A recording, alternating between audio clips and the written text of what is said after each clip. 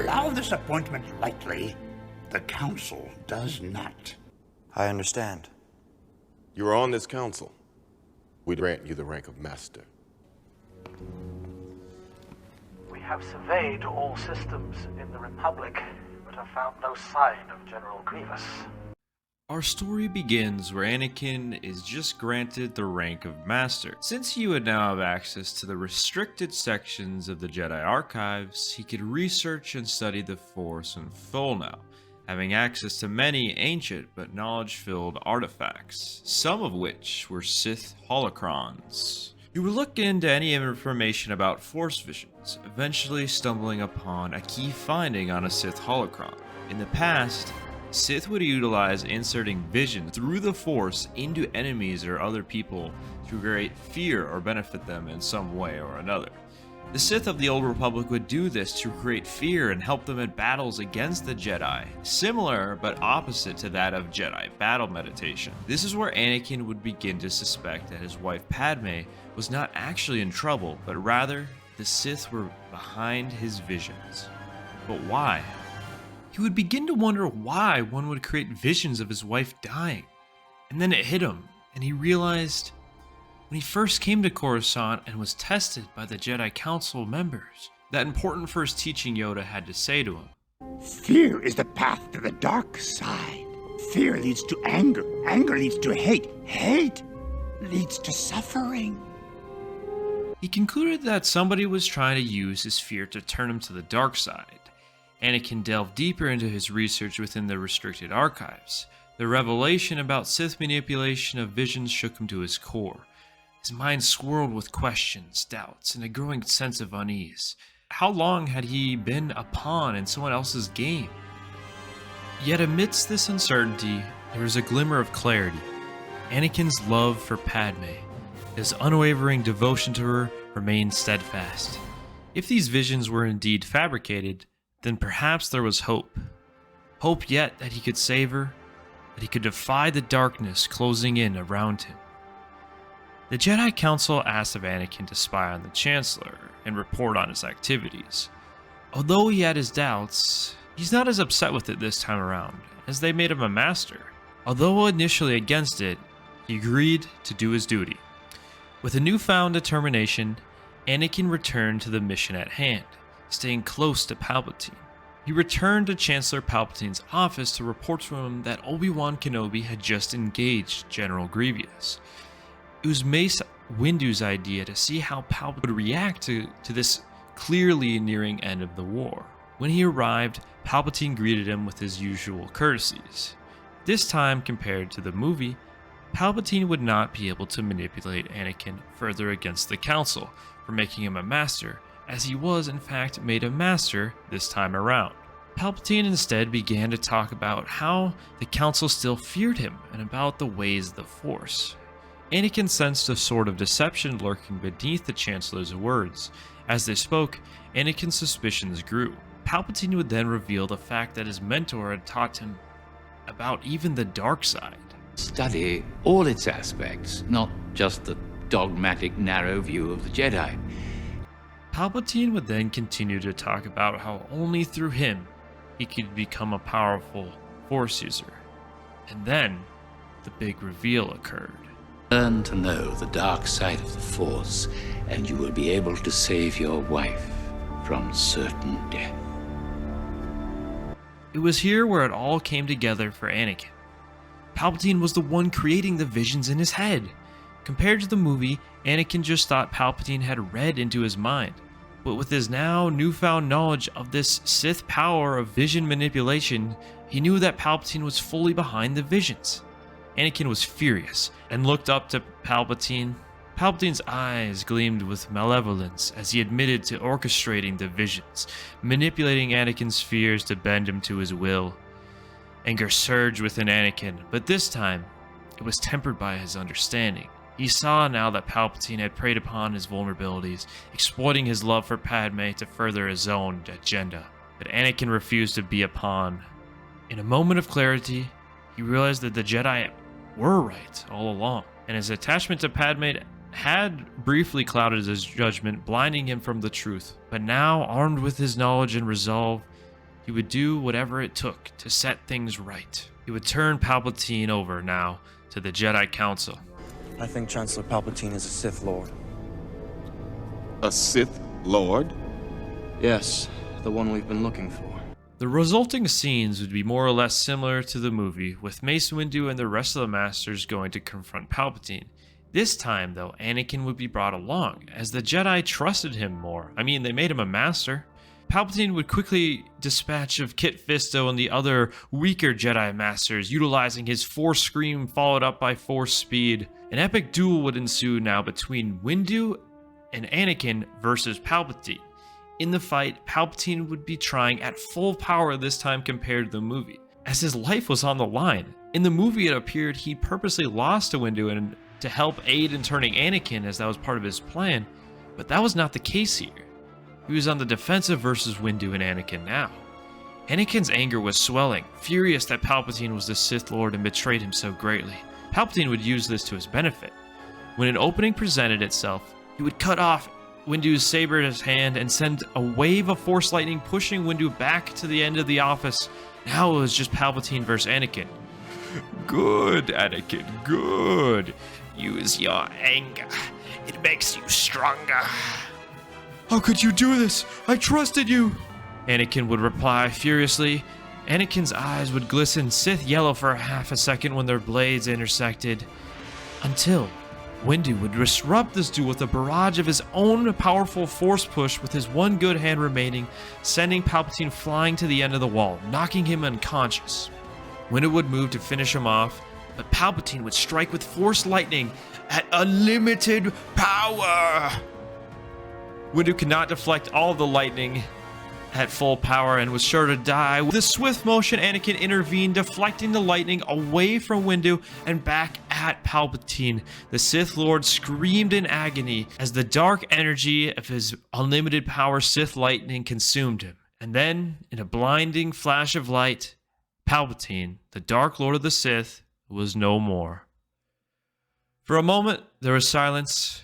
Anakin stood amidst the wreckage, his heart heavy with the weight of his actions, but as he turned to face Windu, he saw a glimmer of understanding in the Jedi Master's eyes. "You've done what you needed to do, young Skywalker," Windu said solemnly, "but the path ahead will not be easy. The darkness will always seek to consume us, but it is our choices that define us." Anakin nodded, his resolve strengthened by Windu's words. He knew that his journey was far from over, and that the shadows of his past would continue to haunt him. But as he looked to the future, he found hope amidst the darkness. With Padme by his side and the Force as his guide, Anakin Skywalker would rise from the ashes of his former self, a beacon of light in a galaxy consumed by the Clone Wars and full of despair. New challenges would arise for him, as Jedi were still forbidden to love, but with the Jedi Council's newfound trust they had in Anakin, a compromise for Anakin's love and Padme's was sure to be found. The Jedi Council was surprisingly more understanding than Anakin had imagined when he came forward with the confession of his marriage to the senator from Naboo. Obi-Wan returned from his battle with General Grievous, and he caught up with the situation with the Chancellor of old. The Jedi Council would oversee the Senate as they transitioned through this troubled time without a Chancellor. Order 66 would never ended up happening, and Obi-Wan and Anakin would lead the clones and the rest of the Republic to finish the Clone Wars once and for all. The final battle would take place at Mandalore, where Anakin would get a surprise reunion with an old friend in Snips. Maul and his insurgents would be defeated, and all remaining battle droids across the galaxy would be shut down, and the galaxy would be declared at peace. A new Chancellor, Bail Organa of Alderaan, would be elected, ushering a new era of peace throughout the galaxy. Old separatist systems would be allowed to join back into the Republic, and Bail Organa and other senators would work together to bring freedom to all planets in the galaxy, and to make sure everyone would stay happy to prevent future wars. Senator Chuchi would seek to make programs for the retired clone soldiers of the Republic. They would be given generous pensions and other support, much deserved for their services to the Republic. Padme would have the twins, Luke and Leia. The Force-sensitive kids would be trained at the Jedi Temple to follow in their father's footsteps in becoming a Jedi. Luke's master would be none other than the now older Obi-Wan Kenobi, and Leia's master would end up being Jedi Master Ahsoka Tano. Anakin was on a mission of his own in the years following the end of the Clone Wars. After completing all the training he could from the other Jedi Masters and archives, and spending a few years to raise Leia and Luke with his wife Padme, he set out on a mission of his own, a goal he set for himself, in the presence of the first Jedi he ever interacted with, Jedi Master Qui-Gon Jinn. Anakin would go on to be the first star pilot to visit every planet in the known galaxy. And in that time, Anakin would discover signs of new potential threats to the galaxy. And though the road ahead would be fraught with peril, he would face it with courage and conviction, for he was no longer simply Anakin Skywalker. He was a Jedi Master of the Jedi Order.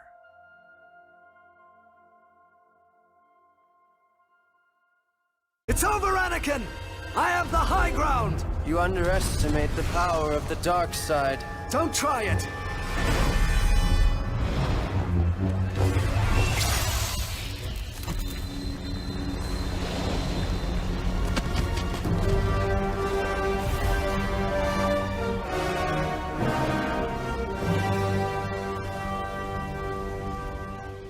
Our story begins moments after the death of Obi-Wan by the hands of his apprentice, Anakin Skywalker, or rather now, Darth Vader. After killing his old master, Anakin had fully embraced the dark side now, and he was even more powerful than ever.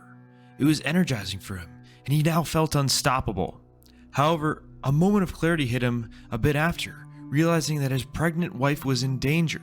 Anakin retreated back to the outpost where Padme lay unconscious. Anakin took her aboard his Jedi Starfighter so that he could get her to medical attention immediately. Anakin arrives on Coruscant and gets Padme the medical attention she needs.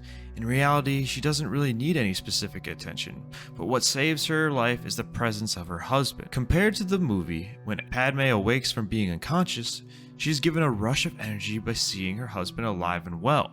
Anakin, you're alright, Padme said. What happened to Obi-Wan?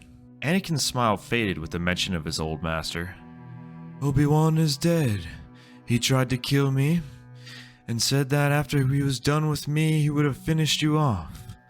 He didn't want our children to grow up to become enemies to him, and the corrupt Jedi. After saying this, Anakin started smiling again and changed the subject. I'm just happy you're alive and well, Anakin said as he hugged his wife. He was willing to overlook the fact that she had taken Obi-Wan to Mustafar, but decided it was ultimately the evil Jedi's own doing. He was also thankful that Padme appeared to have not recalled everything that had happened on Mustafar. Medical droids help deliver the babies, Luke and Leia, and Anakin hangs out in the medical room with his new young family. That is when his hologram started beeping. Oh right, Palpatine, Anakin thought. Palpatine appeared on the screen, appearing to be on a ship. Lord Vader, I had gone to Mustafar because I had sensed you to be in danger, but you are not here. Did you deal with your old master? Palpatine asked. It is done, Anakin said. No more Jedi scum will oppose us. Palpatine smiled after hearing that Obi-Wan had been dealt with, but also had a look of uneasiness after the second part of what Vader had said. Well, unfortunately, the Jedi scum of Master Yoda escaped after the battle I had with him. But with the majority of the Jedi crushed by the clones, and the work you have done along with the end of the Separatists, the galaxy is ours, my apprentice, Palpatine said. Once more, the Sith will rule the galaxy. Anakin smiled with his master, and then shortly after finishing up his talk, he closed his hologram. When the hologram was turned off, the smile he had shown to his new master had faded. In his own thoughts, he was disappointed and furious with Sidious. How could he fail to destroy Yoda? It simply would not do. Anakin concluded that Sidious was too weak to share the galaxy with. He would have to be dealt with as well, but all in due time. Anakin would let Palpatine sort out the galaxy for the time being, as he had to focus on his wife and children for the time being in their more vulnerable state. When they were strong enough, Anakin took his new family to Naboo, with Padme's family. He'd also instructed some members of the 501st that he trusted to go to Mustafar and retrieve Padme's ship for them. For a few months, Anakin spent time on Naboo, helping Padme to take care of the newborn Luke and Leia. He would also balance this between communicating with Palpatine and practicing to hone his Force powers to even greater levels. And in the meantime, Palpatine would update Anakin on important matters going on with the galaxy. Palpatine had of course transitioned the Republic to the Galactic Empire and was making sure he held a strong grip over the new Galactic Senators. He'd also update from time to time when important Jedi were found and killed. Eventually though, Palpatine was fed up with Anakin being on the sidelines for too long. Anakin's hologram rang in the late night, waking the kids, leaving Padme to put them back to sleep. Anakin heads outside to take the call. Lord Vader, I have received word of the whereabouts of Jedi Master Quinlan Vos. He was sighted on Kashyyyk, leading rogue Wookiees against our forces and causing problems with our labor recruitment program. Go and deal with the Jedi and these animals, and return to me once it is finished. It will be done, my master, Anakin replied. Again, Anakin did well to keep his true thoughts to himself. After spending time on Naboo, he improved his Force powers in other forms, but with no action a while, he was losing some of his dark side power and aura. Once he had killed Quinlan Vos and wiped out the rogue Wookiees, he knew he would gain the dark side power back, stronger than ever and honed with his training. Anakin decided that a lot of important events would unfold on this rotation. He returned to his room to help Padme put the children back to sleep and informed her that he would be going away for a while. He then instructed Padme to take the kids and leave in the morning to go into hiding with his old family on Tatooine. He knew they would be safe and hidden there, away from any potential conflicts to come. He explained to her that more changes would be happening soon in the galaxy and vowed to end Palpatine's tyranny. He then embraced Padme deeply, giving her a meaningful kiss. After seeing his kids one more time, he headed out on his mission, promising he would be back soon to get her and the kids on Tatooine. Anakin emerged from hyperspace in his old Jedi starfighter in the space above Kashyyyk. There were two Venators over the space of Kashyyyk. R2 let out a couple of beeps of concern, but Anakin reassured the droid. "Don't worry, R2, this won't take long." Anakin landed at the Imperial command post and caught up with the situation from the clone commander. "Lord Vader, my men and I are getting wiped out by this group of rogue Wookiees. If it weren't for the tyrannous Jedi helping them, we would have dealt with them by now. Glad you are here, sir, to help us out. Our scouts last report sighting the rogues a couple miles deeper in the woods. I have a squad waiting and ready at your command." Anakin put a hand on the clone's shoulder. "That won't be necessary. Commander, your clones will just get in the way. I will deal with this trash myself." As you wish." Anakin didn't have respect for the overly obedient clones and only trusted his own unit of the 501st, which were preoccupied at the time. Besides, he was in the mood to test out his new powers. Jedi Master Quinlan Vos would make for a good warm-up for the true fight to come later that day. Anakin tracked down the rogue band of Wookiees, who had made a camp not far from where the scouts had reported. He wasted no time going to the first Wookiee hut, igniting his lightsaber and mowing down 3 sleeping Wookiee warriors. By then, the rest of the camp was waking up from the sound of a humming lightsaber and the smell of roasted corpses. Anakin used his lightsaber at first, easily deflecting any bowcaster shot his way and dismembering countless Wookiees. After slaying nearly 24 Wookiees, his eyes were fully back to the true Sith yellow, and he started using now the dark side of the Force to its full potential, lifting up Wookiees and crushing their throats with the Force. It was gruesome. He had to have laid waste to nearly half the camp when finally he heard the ever-so-expected ignition of another lightsaber from behind him. "Ah, Quinlan Vos. You might make for a worthy opponent," Anakin said. "Look what you've become. Your spree of darkness ends here," Quinlan said. Anakin only laughed and then reignited his own now red saber to match Quinlan's green. Quinlan was able to block the first handful of blows, but it didn't take long for Vader to disarm him. Anakin was disappointed the duel was so boring for him, so he tortured Quinlan for his failure to please him with a more proper fight. Anakin first cut off both arms of Quinlan, taking care to do them one at a time. With each scream, Vader became more powerful in the dark side, honing its potential. Eventually, he was bored of that too, and put an end to Quinlan, crushing his spine with the Force.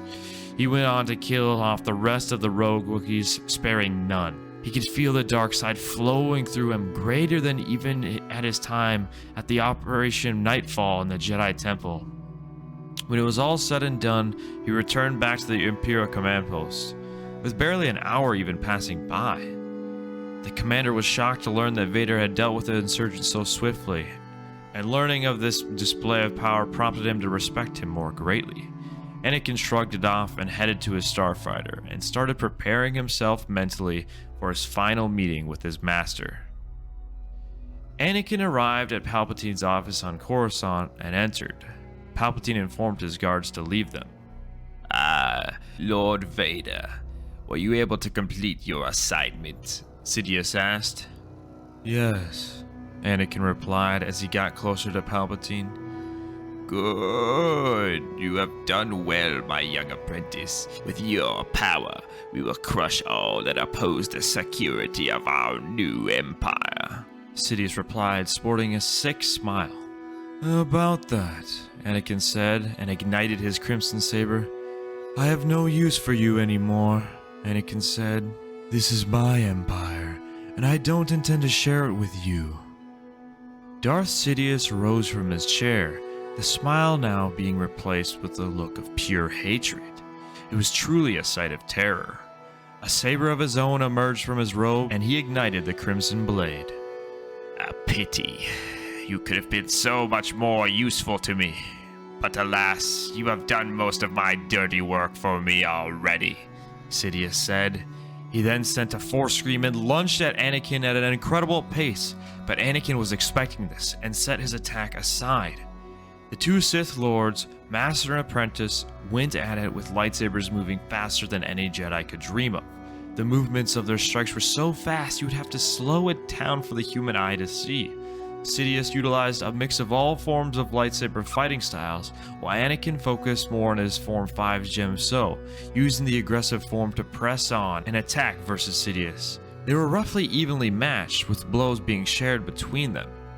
Sidious was surprised with his apprentice's progress, and even through his anger took pride in knowing he created this monster. However, he hadn't taught Anakin everything about the dark side just yet. When their sabers locked together after trading blows, Sidious let out a wave of Sith lightning with his free hand, powerful enough to break Vader's defenses and send him flying across the room. Darth Sidious laughed and started walking toward his apprentice to finish him off. Now, you will die, Sidious said as he got closer to his apprentice. Vader sprung up after being briefly dazed and reignited his crimson blade and returned to the fight. He was angry now, and he used that anger to fuel his strength. He was so focused on the fight and killing Palpatine that he had forgotten what he was truly fighting for. He had a wife and kids now, and he would defeat Palpatine no matter what to ensure their safety.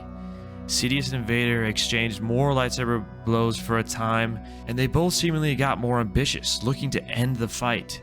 In a simultaneous blow, the Sith duo severed each other's lightsaber holding hands, with Sidious losing his right hand and saber being destroyed, while Anakin's metallic arm was destroyed and his lightsaber was knocked back. Sidious was annoyed at the loss of his hand and used this anger to fuel a powerful wave of Sith Force lightning at Vader with his one good hand. But in the moments following, Vader lifted his good hand, his actual flesh and blood hand, and sent a wave of his own Force lightning to meet Palpatine's. Now, to use Force lightning, you have to experience it firsthand.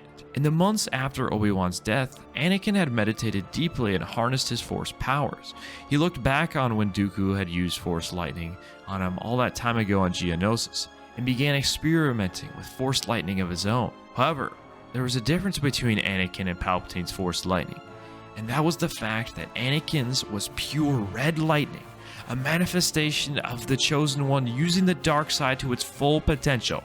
He had witnessed the Son use this lightning years ago on Mortis, and knew he would need his Force lightning to be like that if he were to take out Sidious. Palpatine's Sith lightning met Anakin's crimson lightning of his own, and a contest of Force power ensued. The intensity of the light was so great Anakin had to squint to be able to see. For a time, Palpatine's lightning matched Anakin's, and there was a stalemate of such.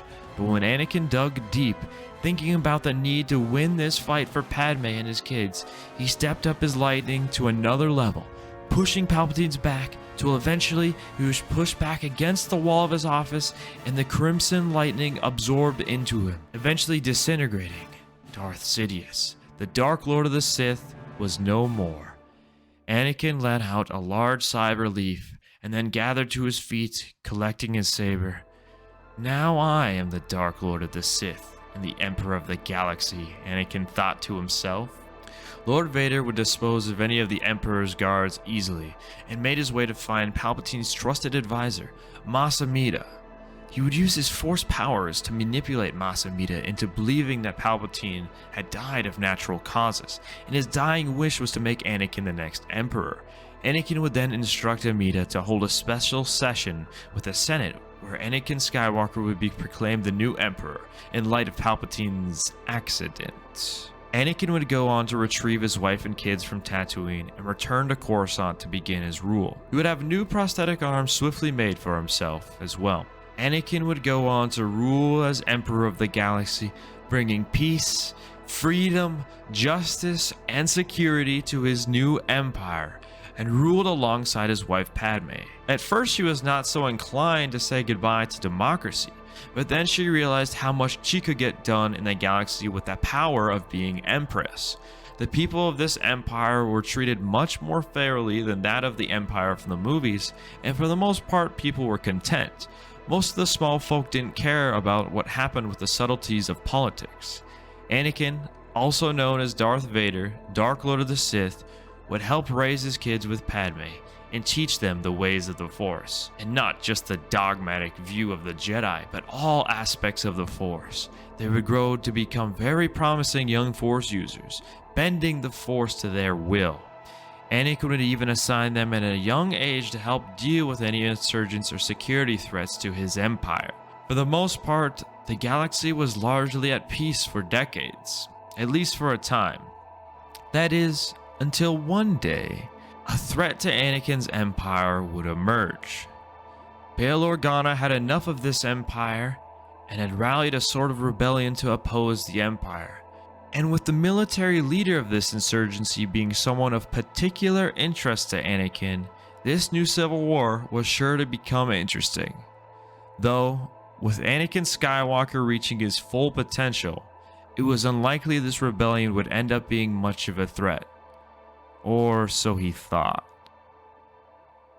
The sun was setting on Coruscant, casting long shadows across the city's skyline. Inside the Jedi Temple, tension was at an all-time high. Anakin Skywalker, the Chosen One, was torn between his loyalty to the Jedi and his love for Padme Amidala, his wife. The war was nearing its end, but a darker storm was brewing within the heart of the Republic. Anakin had been asked by Mace Windu to stay in the Jedi Council chambers while Windu and a small strike team went to confront Chancellor Palpatine, who had been revealed to be the Dark Lord of the Sith, Darth Sidious. In the original timeline, Anakin's impatience and fear for Padme's life drove him to the Chancellor's office, where he ultimately made the choice to interfere with Windu and Sidious's face-off, which led to his fall to the dark side. But what if Anakin had stayed in the Jedi Council chambers as Mace Windu instructed? I must go, Master. No. If what you've told me is true, you will have gained my trust. But for now, remain here. Wait in the council chambers until we return. Yes, Master. Our story begins right after Mace Windu gives instruction to Anakin to stay behind. He sensed the confusion inside of Anakin and knew it would be too risky to bring Anakin along with the confrontation. Anakin grudgingly agreed to stay behind and headed up to the council chambers. As Anakin paced around the floor of the council chambers, he felt the weight of the galaxy on his shoulders. The room, usually a place of calm deliberation, now felt like a cage.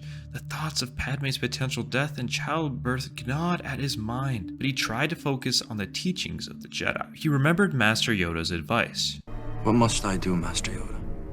Train yourself to let go of everything you fear to lose. Minutes felt like hours. Anakin's connection to the Force was strong, and he could sense the battle between Mace Windu and Palpatine. He could feel the struggle, the clashing of lightsabers, and the waves of dark and light side energies clashing. He fought the urge to rush into Palpatine's office, to intervene, to take control. Suddenly, the Force gave him a vision. He saw Mace Windu standing over a defeated Palpatine, his violet blade poised for the final strike. Anakin's heart pounded. If Palpatine died, he might not be able to save Padme. He remembered his teachings and Qui-Gon's words. Trust in the Force. He took a deep breath and steadied himself. Meanwhile, in Palpatine's office, Mace Windu and his Jedi strike team, Kit Fisto, Agen Kalar, and Saisys Tien, had confronted the Sith Lord. The battle was fierce, but Windu's mastery of Vapad allowed him to channel Palpatine's dark side Force abilities back at him. One by one, Palpatine had dispatched the other Jedi until it was only him and Windu. However, the duel between Windu and Sidious grew even more intense. Blows went back and forth, but Windu's Vapad allowed the ever so slightly upper hand over Sidious.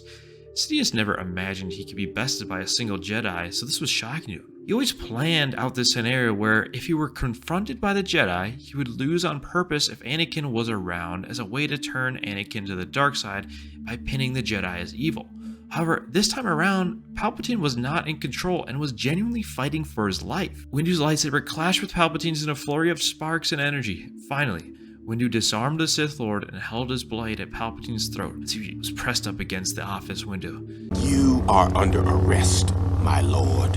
Windu declared, his voice steady. Palpatine, his face twisted in a mask of rage and fear, unleashed a torrent of Force lightning. Windu deflected it with his lightsaber, but the strain was immense. Sidious could sense Anakin was out there and the conflict was inside of him, but Anakin never came to help. Sidious utilized his full power Sith lightning in a desperate attempt to kill Windu and survive, but with no interference from Anakin this time around. Mace Windu was never caught off guard and was able to fend off the lightning, as powerful as it was, much in due to his Vapad assisting him. Windu had originally intended to arrest Palpatine, but now with Sidious displaying the Sith lightning at full power, Windu decided he was too dangerous to be kept alive. Mace Windu drew back his lightsaber to swing, and as Palpatine begged for his life, Windu saw through the deception and followed through. The Sith were no more. Back in the council chambers, Anakin felt the shift in the Force. The dark presence of Palpatine had diminished. He fell to his knees, overwhelmed with both relief and exhaustion. When Mace Windu returned, Anakin felt a wave of conflicting emotions. Relief that the Sith Lord was defeated, but growing anxiety about Padme's fate. When Mace returned, he told Anakin it was over, and that he had done well. He told Anakin to kneel, and this is where Mace Windu proclaimed Anakin Skywalker Jedi Master. You see, in canon, it was always Mace Windu's intention to make Anakin a master after confronting Palpatine. It truly was the final test to Anakin's loyalty. This is why Anakin was told to wait in the Jedi Council chambers in the first place. With Palpatine now gone, Order 66 was never realized, so the clones would stay loyal to the Jedi to the very end. Nobody in the galaxy that knew Order 66 existed was around anymore, so the Jedi wouldn't come near extinct. Following the battle at Palpatine's office, the Jedi Council moved quickly. With the evidence of Palpatine's Sith identity undeniable, they moved to take control of the Republic. The politicians could not be trusted for the time being. The Republic was in shock, but the Jedi had acted quickly to ensure a smooth transition of power. Bail Organa and Mon Mothma were appointed to oversee the restoration of the Senate's authority, with the Jedi Council leaders overseeing everything. This time, Anakin was incorporated more into the Council and their plans and treated as an equal. He had a big part of overseeing this transition in the Republic, but his bigger task for the time being was that of ending the war. With Count Dooku dead, General Grievous being recently defeated by Obi-Wan Kenobi, and the Sith behind the war and Palpatine defeated, the war was all but over. Separatist leaders such as Viceroy would be hunted down by a strike team led by Anakin Skywalker, where the remaining Separatist leaders could be found on Mustafar. It was here where Anakin and the 501st surrounded and captured Separatist leadership and questioned them promptly about the war and what commands Sidious had given them. It was here that they got to a common ground of sorts, as the Separatists now understood that they were being used by Darth Sidious to simply create chaos in the galaxy, to weaken the Republic and the Jedi. The Viceroy and other Separatist leaders promptly agreed to shut down their battle droid factories and end the war, assuming certain treaties and compromise were met to help out Separatist systems affected by the war. They, however, in secret, kept Project Stardust plans hidden and kept it as an ace up their sleeve if conflicts were to ever escalate again. With the war over and peace restored, Anakin could now focus on the main problem at hand, his wife's health and preventing her death that he had seen in visions during her giving birth to his kids. He would do anything he could to do with his power to find a way to save her. Anakin's new status of Jedi Master allowed him to access the ancient Jedi texts and holocrons, which he hoped would contain the knowledge he needed to save Padme. With the help of Master Yoda and Obi-Wan, Anakin delved into the secrets of the Force. He learned techniques to Force heal if he were to ever need them. When the time came for Padme to give birth, Anakin was by her side this time. Anakin was prepared to use the Force to heal if he needed to, but to his surprise, he never needed to do anything. All that Padme really needed was her husband's support by her side during the births. It was a completely normal birthing process, and Luke and Leia were born healthy babies. Padme was doing just fine afterwards as well. Anakin's fears were now alleviated, and his love for Padme and their children deepened his commitment to the light side of the Force. With the Sith gone and the Republic in a state of recovery, the Jedi Order began to reform. Anakin, now as a Jedi Master, played a crucial role in bridging the gap between the Jedi and the Senate. His experiences throughout the Clone Wars has taught him many important things regarding balance and humility. The galaxy still scarred by the Clone Wars began to heal. The Senate under new leadership worked closely with the Jedi to ensure peace and justice. The prophecy of the Chosen One had been fulfilled, but not in the way anyone had expected. By staying in the council chambers, Anakin had made the choice that led to the downfall of the Sith and balance to the Force. It was his discovery of the Sith and key choices that led to their end and the balance of the Force. Eventually, Anakin would open up to his old master Obi-Wan about his relationship with Padme and his kids, not wanting to hide it any longer. To his surprise, Obi-Wan was not as critical as he anticipated on the matter. Obi-Wan said he could relate to this, as he had once loved the now-deceased Satine Kryze. The galaxy was at peace. Was it really that big of a deal for the Jedi to love others? Jedi Master Ki-Adi-Mundi was allowed to make love to others of his own species. It would be hypocritical if others were chastised for it. Jedi like Mace Windu and Yoda would not be excited at first at the prospect of Anakin having kids, but reflecting back on how Anakin was able to control his emotions and suppress his fear when Mace fought Palpatine, they ultimately were okay with it.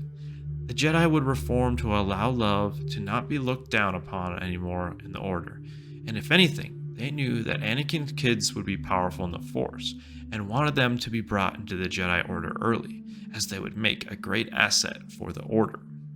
Years later, as Anakin looked over the city skyline of Coruscant from the Jedi Temple, he reflected on the choices that had brought him here. He had faced darkness, fear, and many other perils, but his faith in the Jedi Order had guided him through it all.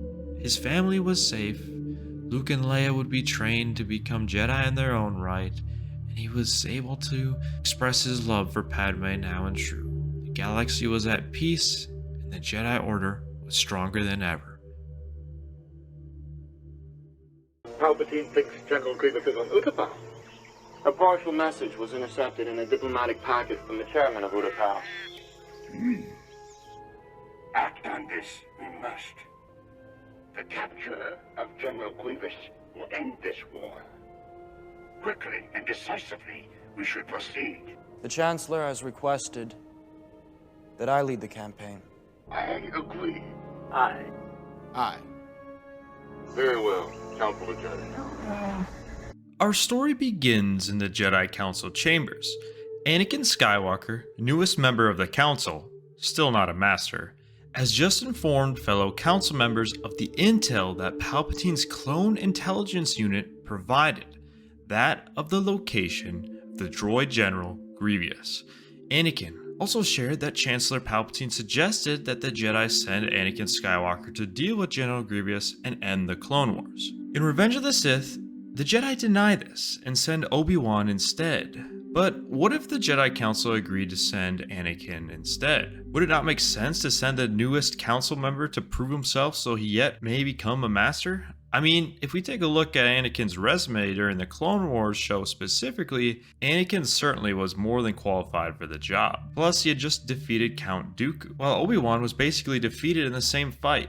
It would make more sense to send Anakin, who is already on a hot streak, to finish off the war. Also, Grievous was much more familiar with Obi-Wan's fighting style from the various encounters they had in the Clone Wars, while Anakin had only been seen briefly by Grievous on their latest operation. The Jedi Council decided collectively Anakin was the right choice and sent him to Utapau to fight Grievous. Upon hearing word of this, Palpatine was a bit shocked.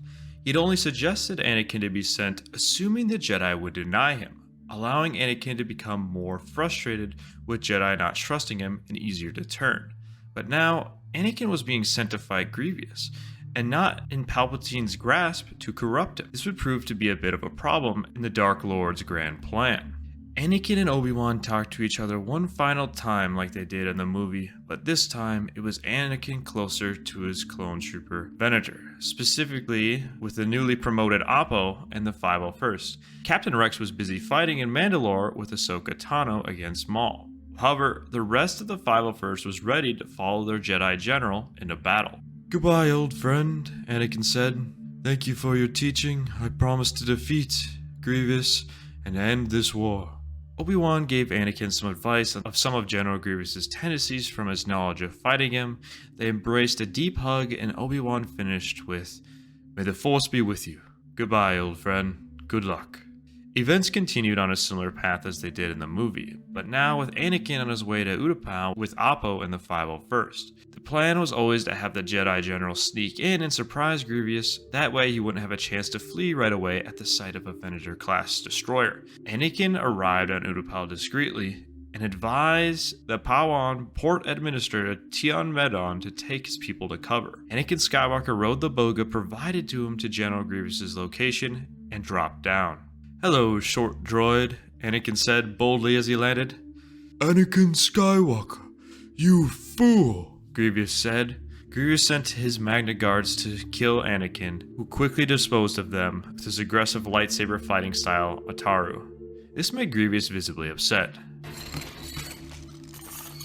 Back away! I will deal with this Jedi slime myself. You will try, Anakin said, now directing his focus to Grievous. The duel between them ensued, and when they were a couple minutes into exchanging blows, Commander Oppo and the rest of the 501st began their attack on the rest of the battle droids. An epic battle ensued between the clones and droids on the surface and space of Utapau. Meanwhile, the Jedi Council were informed by the 501st that Anakin Skywalker had engaged General Grievous. The Council decided they would send a member to inform Chancellor Palpatine of this to see how he would react. They decided to send Kit Fisto, and he went to inform Chancellor Palpatine. He went to his office and told the Chancellor of Anakin's engagement with General Grievous. Good. The war will be over soon, Palpatine said. And with it, we can resume to our normal democracy, Kit Fisto said with a smile. Oh, I don't think so, Palpatine said, and just like that, Darth Sidious snapped, breaking through Kit Fisto's force bubble and crushing his neck. Kit Fisto perished immediately. Palpatine was getting desperate. With Anakin out of his reach and the Jedi showing their trust in him, he would have to continue his master plan without him. He had intended to unleash Order 66 in this moment, with Jedi Masters Yoda, Yeti Moody, and other council members spread out. He wanted Anakin here as well, but decided he might not get a better chance to enact Order 66. The Jedi Order was as spread out as it ever had been. Besides, he had already killed one council member, and he gotta start somewhere. Palpatine pulled up his comlink. Commanders, execute Order 66. Meanwhile, Anakin's fight with Grievous was going well. Anakin's aggressive fighting style and force powers allowed him to get the upper hand of the awkward moving General Grievous. He'd already taken out 2 of the 4 arms that Grievous was wielding and was close to finishing him off. Remember though, Order 66 was just placed. Across the galaxy, clones turned against their Jedi generals. However, on Utapau, Appa received the order, but had no intentions of turning on General Anakin Skywalker. You see, in the movies, Anakin was never targeted by the clones, nor in the Clone Wars Season 6, there was a chip malfunction. Palpatine would not have enough time to edit the chips to override the command that originally did not include Anakin. Therefore, the clones fighting by Anakin's side on Utapau would not turn against him, and in fact stay by his side to finish the battle against the droids. No clones were more loyal than the 501st to Anakin, given all that Anakin was willing to risk for them throughout the Clone Wars. With a final striking blow, Anakin severed the remaining arms of Grievous and stabbed him through his exposed vital organs. General Grievous was dead, and the battle was over. A Republic victory, well, for the moment anyhow. Meanwhile, on Coruscant, Mace Windu and other Jedi Council members were concerned that they had not heard from Kit Fisto. It had been a while now, and they could sense the darkness in the Force. Mace Windu informed the other Jedi Council members, who surprisingly to him were already reporting back that the clones had turned against them. Mace and Obi-Wan called for an emergency action at the Jedi Temple, ordering defenses to be prepared and to warn all other Jedi of the treason going on. Meanwhile, Palpatine and the clones followed him to the temple. Without Anakin, he would have to get his hands dirty and deal with the Jedi slime himself. This time, Palpatine led the march of the Coruscant clones in their white and red armor on the Jedi Temple in Operation Nightfall. The Jedi were ready, with Mace Windu and Obi-Wan and other council leaders leading Jedi Knights and Padawans within the temple in the fight. The battle was utter chaos. Sure, there were stronger Jedi Masters here, such as Mace Windu this time, who did crazy amounts of damage to the clones, and Obi-Wan defended greatly with his Sorsu. Jedi were not falling as quickly as they were in the original. However, with Darth Sidious, Dark Lord of the Sith, personally leading the attack, the Jedi were still losing. More Jedi were falling due to Sith lightning and crazy Force screams, followed by Force speed strikes. Eventually, Mace Windu and Darth Sidious would meet each other in the center of the temple for a duel. Jedi and clone troopers alike continued to fall around them as their sabers met, and blaster fire followed. Meanwhile, Anakin Skywalker rendezvoused on his Venator with Commander Oppo and the rest of the 501st that was present. He got the report that Order 66 had been issued, but similar to before, the troopers put their faith in Anakin, as he was not involved in the Order. This allowed the clone troopers to believe Anakin, who told them that the Jedi are not traitors and it must be that Palpatine is evil, opting for more power. "Set a course for Coruscant," Anakin said, and the 501st jumped to lightspeed towards Coruscant. Meanwhile, at the temple, more Jedi had fallen. Most Padawans and younger knights that were in the fight had already fallen, leaving just the most experienced ones left, such as Obi-Wan Kenobi, Sassine Ten, Agen Kolar, and Mace Windu, along with some other masters who were being pushed back by Sidious and the clones. Windu's Vapad allowed him to stay in the fight thus far, but Palpatine was just too powerful and skilled. When a clone trooper shot toward Windu's back while he was mid-saber lock, Windu had no choice but to block the blow in a swift motion. However, this slim opening allowed for Palpatine to swiftly deliver a fatal blow to Windu's chest. Palpatine laughed and smiled in satisfaction as the Master fell. Palpatine now directed his focus to Obi-Wan. "Ah, Master Kenobi, soon your apprentice will be mine." "Oh, I don't think so," Obi-Wan said as he joined the fight versus Palpatine. His mastery of Form 3 Sorsu allowed him to fend off Palpatine's blows and keep him in the fight. But that is all he could do. He was still being pushed back by the Dark Lord. He was just too powerful.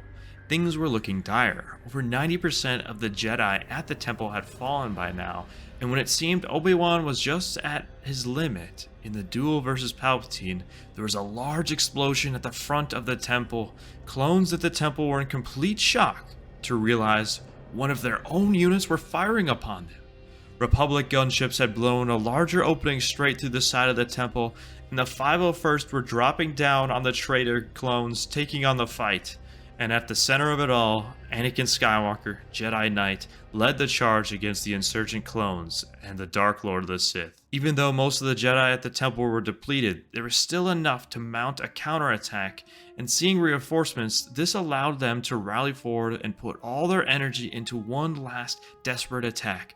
With Anakin and the 501st in the rear, a pincer maneuver was taking place against Sidious and the Coruscant insurgent clones.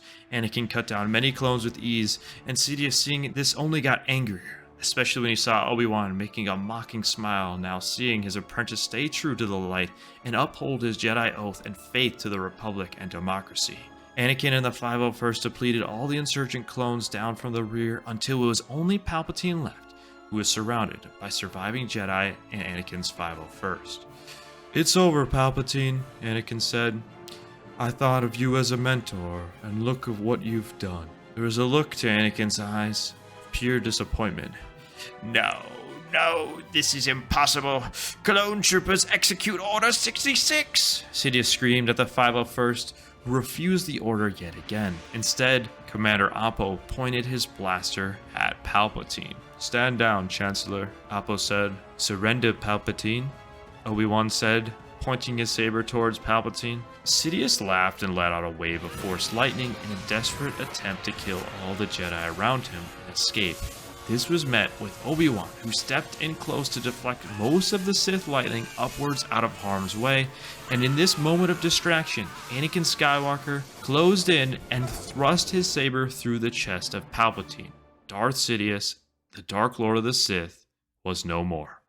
Operation Nightfall had failed, although many Jedi had perished. Obi-Wan and the remaining Jedi Council members swiftly took control of the Republic temporarily to ensure a peaceful transition of power. The remnants of the 501st focus on reaching out to other clones across the galaxy to explain that Order 66 was treason and to shut down the Order. The Chancellor, in reality, was the Dark Lord of the Sith behind the war. It was hard for the clones at first, but with the Chancellor dead, it was easier for them to stop the Order. However, most of the damage had already been done. Most Jedi in the field were taken out in the moments when the Order came through. A large sense of regret and remorse swept across the clones across the galaxy. Many became frustrated and hated themselves for the actions that they had committed. Ahsoka Tano eventually turned up at the Jedi Temple with Captain Rex. Anakin and Ahsoka shared a deep hug, tears streaming down from Ahsoka's eyes as she hyperventilated, explaining that Maul had told her that Anakin was to bring the fall of the Republic and turn to the dark side. Ahsoka was so happy to see Anakin safe and still in the light side. The other Jedi who had survived, obviously distraught at first by the clones' actions, came to forgive them. The Jedi didn't hold grudges. You see, it was discovered by Ahsoka and Rex that the inhibitor chips inside the clones caused them to act against their will and even kill the Jedi. Surviving and hiding Jedi were found and brought back to the temple, including that of Grand Master Yoda, who had survived Order 66. Rebuilding had commenced with much work that had to be done. One of the first acts of the remaining council members was to make Anakin Skywalker Jedi Master for his bravery during the Clone Wars, battle against Grievous, but most importantly, to his service and staying true to the Jedi and bringing balance to the Force. The Separatist key remaining leaders would be found and meet with key Jedi and Republic leaders, where it was revealed that Palpatine had started the war in the first place, playing the lead for both sides as the secret Sith. Negotiations were made to bring more fairness to separatist systems that felt neglected enough to leave the Republic in the first place, with policies to support these systems along with other star systems that were touched by the Clone Wars. Padme would go on to have the twins Luke and Leia, with Anakin at her side at Naboo. With him being there, she would survive childbirth, and the kids would be both healthy and Force sensitive like their father. She was happy, and although their marriage was still a secret, they still had each other. Their love deepened. Anakin, now a Jedi Master, would go on to use his powers for good across the galaxy. He would go on to free slaves and commit other chivalrous tasks. He was given a lot more freedom now being a master, and quite frankly, the main reason the Jedi won the war versus the Sith. He was revered as a legend by citizens and Jedi alike across the galaxy for his acts of greatness. So, with this one change in our story, where the Jedi put their faith in Anakin to fight General Grievous, this ends up being a butterfly effect of great proportions, where Anakin stays true and ultimately brings balance to the Force, not leaving it in darkness. Anakin would go on to raise his kids Luke and Leia with Padme, and they would become Jedi in their own right, and they would just make the galaxy a better place. Do all they could with their chosen one midichlorian level to just use their powers for good. Until one day, a new threat emerged. But this isn't about you. I can't stay here any longer. I have to sort this out on my own. Without the Council, and without you.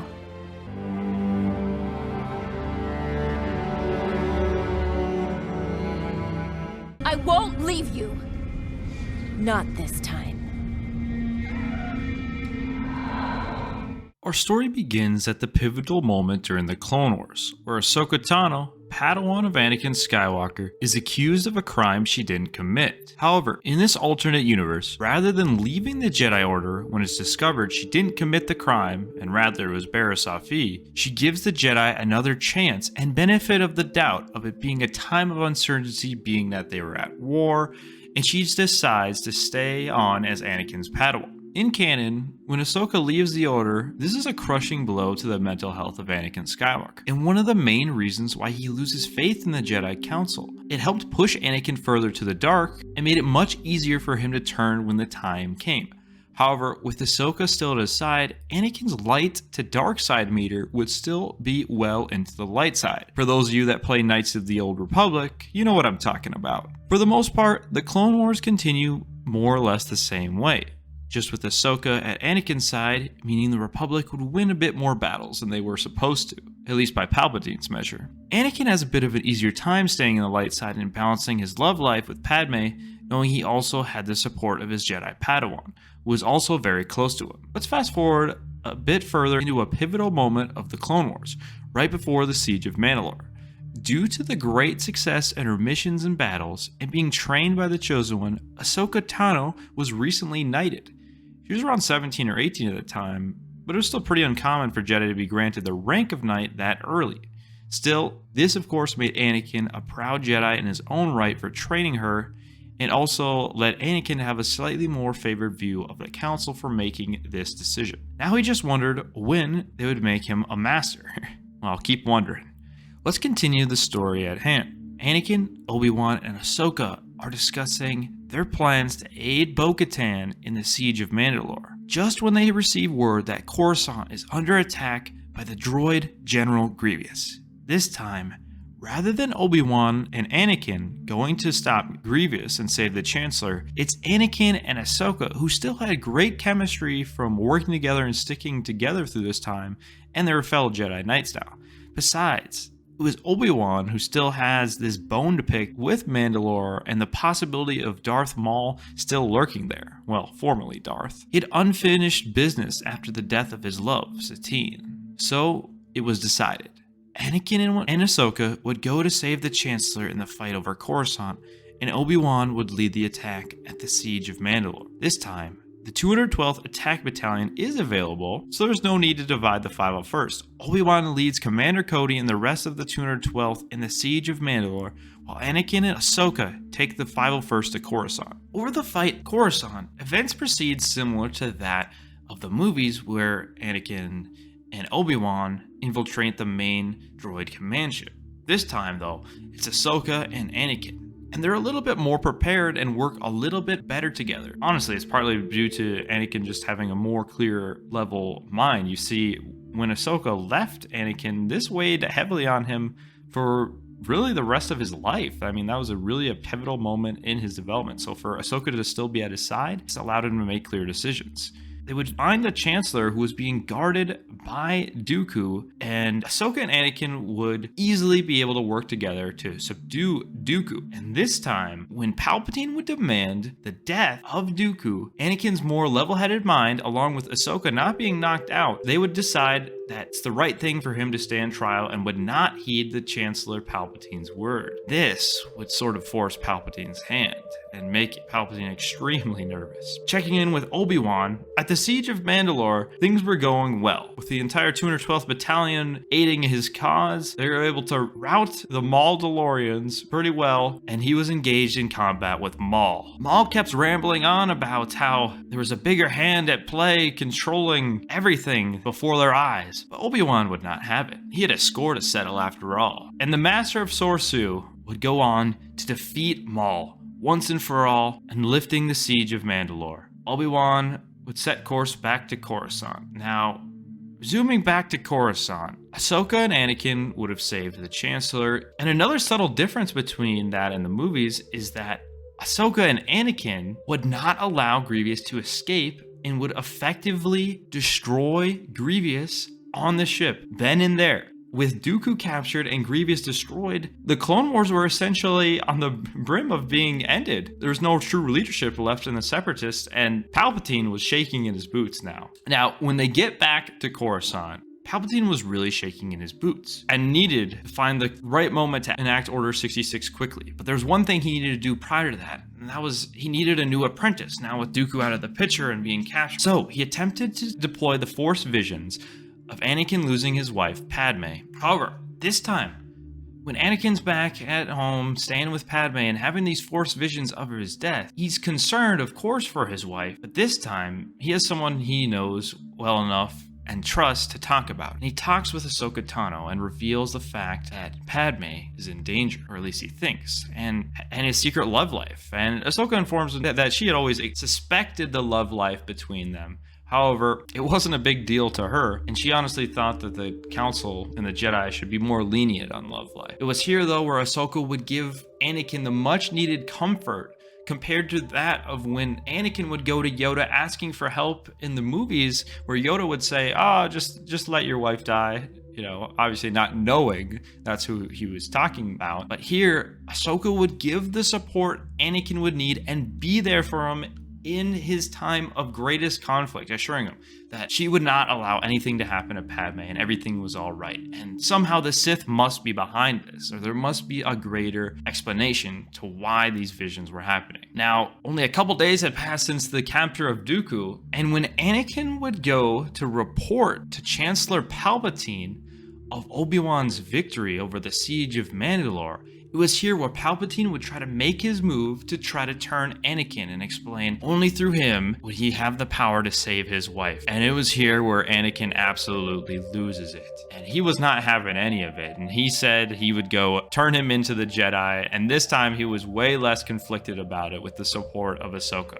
So, Anakin returned to the Jedi Temple and talked with Mace Windu and Ahsoka Tano, explaining that Palpatine was the Sith Lord they were looking for. This time, Palpatine sensed that his attempt to turn Anakin had failed, and this completely forced his hand to panic. The only thing he had left was Order 66, and he needed to act quickly for it to happen. So, Palpatine would enact Order 66 in an attempt to wipe out the Jedi. This time, though, it wouldn't be as successful, as the Jedi weren't as spread out as they were at the end of the Revenge of the Sith, specifically with masters like Jedi Master Yoda, who was still at the temple at the time, Mace Windu, Ahsoka, and Anakin, and a stroke of bad luck would hit Palpatine. Due to him being in a panic state, he would forget to send the order to all battalions of clones, and forgot that the 212th Battalion of Clone Troopers were at a different sector. So Obi-Wan, who still was with the 212th Battalion, and Commander Cody would never receive Order 66. So when they would return to Coruscant to see troopers marching on the Jedi Temple, the 212th would see them as the traitors and enacting treason. So Obi-Wan and the 212th Battalion would aid in the rest of the Jedi, and with the combined strength of Ahsoka, Mace Windu, and Yoda at the temple, they would fight off the 501st. Anakin was, of course, very conflicted fighting the 501st, but he had no choice. In this time of uncertainty, he would do anything to make sure that the Jedi were safe and Padme were safe. And with the failure of Operation Nightfall, all that was left was the confrontation of the Dark Lord of the Sith. Anakin, Mace Windu, Yoda, and Ahsoka would go to Chancellor Palpatine's office and confront him. It was here where Palpatine would play dumb and act as if he had no idea why Order 66 had happened. And well, playing dumb just wouldn't work, as prior to this, they had just gotten the confession they needed from Dooku behind bars, confirming the fact that Chancellor Palpatine was indeed the Dark Lord of the Sith. That, combined with the demanding of Dooku to be killed immediately, was enough for Anakin and the rest of the Jedi to confront him. This time, with the Chosen One on the side of the light side, Anakin, Obi-Wan, Mace Windu, Yoda, and Ahsoka against Darth Sidious. Darth Sidious was powerful, but he stood no chance, and he attempted his Force Scream and to take out the weaker Jedi first, but in this case, the Jedi were prepared and simply too much of a match for him. And Anakin and Ahsoka together put an end to the Sith. Now, there were still many Jedi that were slain due to the botched Order 66 because, there's millions of clones in the galaxy, and many Jedi died. But with the Chancellor dead and some clones not receiving Order 66, it was easy enough to stop the remaining clones that still believed in Order 66 and that the Jedi were truly treasonous, and with the help of other clones convincing their brothers to lay down the arms and that the Chancellor was evil and the Sith Lord. In due time, the galaxy would be in peace. Now, many Jedi died, but this story would have a much more peaceful ending than that of the movies. Anakin would go on to take a temporary leave from the Order to help raise his kids with his wife Padme, and Luke and Leia were born, and they were force sensitive like their father. And in this world, Ahsoka would visit them frequently and kind of act like an aunt of sorts and a great family friend. Now, Obi-Wan would be the older kind of uncle figure in the family, but for the most part, the galaxy would go on to live in peace, and just highlights the fact that one small moment in a story or anyone's life can change so much.